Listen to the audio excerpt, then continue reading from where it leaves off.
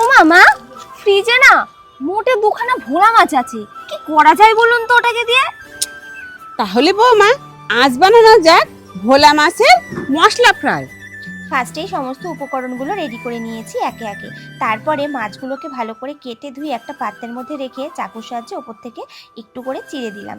তারপরে একটা পাত্রের মধ্যে নিয়ে নিলাম আদা, রসুন, পেঁয়াজ আর শুকনো লঙ্কা পেস্ট। তার মধ্যে দেব পরিমাণ মতো লবণ, হলুদ, জিরে আর ধনে গুঁড়ো। এবারে কিছুটা লেবু রস দিয়ে ভালো করে হাতের সাহায্যে মাখিয়ে নেব।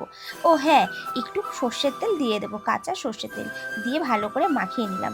এবারে মাছগুলো মশলার মধ্যে রেখে মশলাগুলো মাছের গায়ে ভালো করে লাগিয়ে নিতে হবে।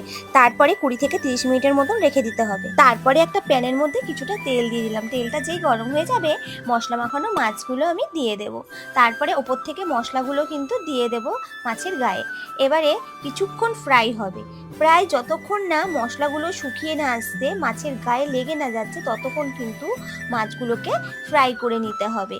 এপিট ওপিট দুপিটি ভালো মতন ফ্রাই করা হয়ে গেছে, বাস আর কি, রেডি আমাদের ভোলা মাছের মশলা ফ্রাই। চলো এবার একটু টেস্ট করে দেখি কেমন হলো তার স্বাদ। কেমন, ভালো তো? দারুণ।